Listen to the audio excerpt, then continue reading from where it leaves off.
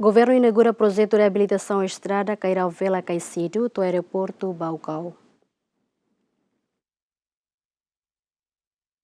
Primeiro-Ministro Cairala Sanana Guzmão, no Ministro Planeamento e Investimento no Estratégico, Hamuto com a Comunidade Sira, inaugura projeto de reabilitação na estrada Cairau-Vela Caicido do aeroporto Baucau, ao quilômetro Walurecin. Primeiro-Ministro Cairala Sanana Guzmão, no Ministro Planeamento e Investimento no Estratégico, usa autoridade local Sira, a total matamba investimento no governo halo, onde usa ba tempo naruk. A boa atenção da MP é tunto krai kenapa hal netik sinal ke hal netik buat rumah tambah kalangkari dan rumah bela acontece acidentes divisa bolos ofereceram hamos você ne hudu para sindicata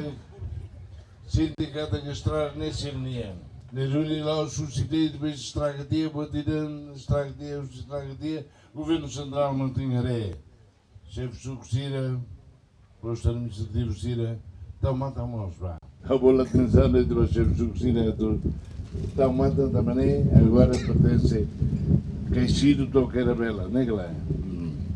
E Mactinharé.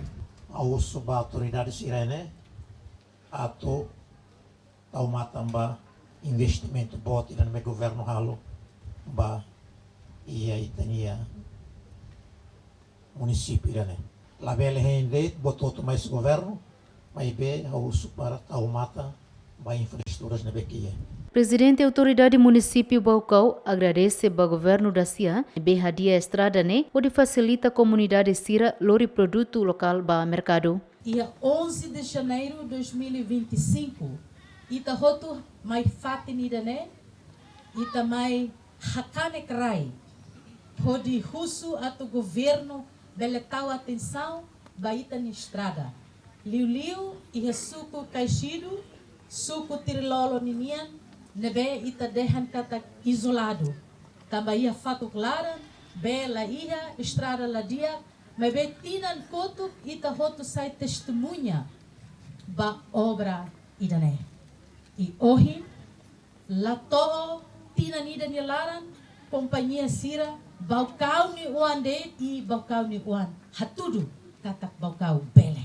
Projeto de reabilitação responsabiliza Russi Companhia Rua, nessa empresa Central Hill Unipessoal LDA, reabilita a estrada quilômetro Rua Recin, orçamento basic Tocontolu, no empresa DVP, construção Unipessoal LDA, responsabiliza quilômetro Lima, orçamento Toconhat Recin, duração tempo Tinangida. Bem-vinda Simenes, GMN.